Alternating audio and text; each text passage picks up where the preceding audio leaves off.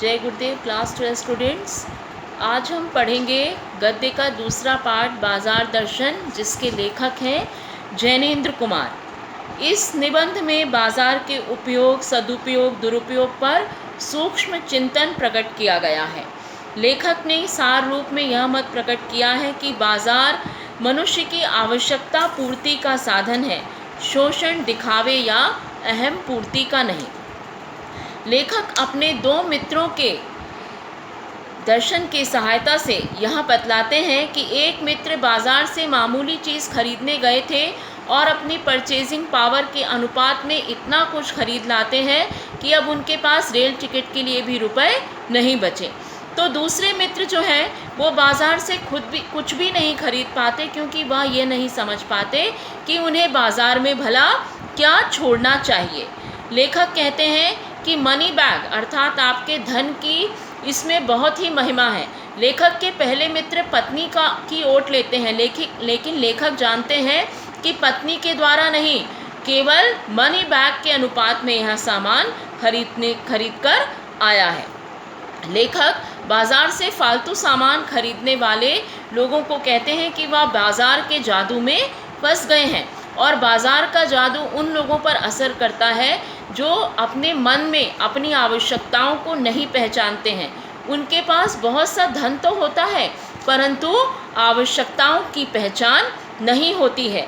लेखक भगत जी के विषय में बतलाते हैं, जो कि चूरन बेचने वाले एक व्यक्ति हैं। वे अपने घर से चूरन बेचने के लिए निकलते हैं। वे एक विख्यात चूरन बेचने वाले हैं, परंतु व्यापार नहीं करते हैं। केवल 6 आने पैसे कमाकर वह बाकी का चूरन लोगों में मुफ्त ही बांट देते हैं। लेखक कहते हैं कि इन भगत जी में कोई ऐसा बल है जो कि केवल आत्मिक, धार्मिक और नैतिक बल के द्वारा ही आ सकता है, क्योंकि उनमें एकत्रित करने की स्पृहा नहीं है, इच्छा नहीं है। लेखक भगत जी के द्वारा यह भी बतलाते हैं कि वह बाज़ार में निकल जाते हैं तो केवल वही काला नमक और जीरा खरीदते हैं जिसकी उन्हें चूरन बनाने के लिए आवश्यकता है। उसके अलावा बाज़ार में सजा हुआ बहुत सा फैंसी सामान उन्हें अपनी ओर आकर्षित भी नहीं कर पाता है, लेकिन भगत जी के मन में उन सब वस्तुओं के प्रति भी आशीर्वाद ही है। लेखक ने कहा कि जो लोग बाज़ार से अपनी आवश्यकता अनुरूप सामान न खरीद कर परचेजिंग पावर के अनुपात में खरीदते हैं, ऐसे लोग बाज़ार में बाज़ारूपन बढ़ाते हैं।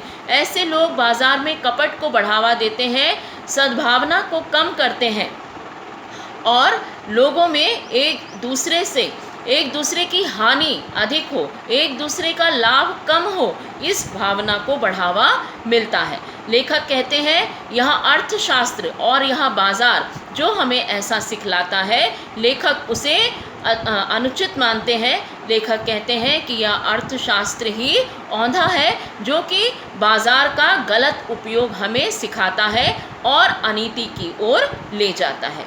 इस पाठ को पढ़ें और जो भी आपकी क्वायरीज हों उन्हें आप पूछें। जय गुरुदेव।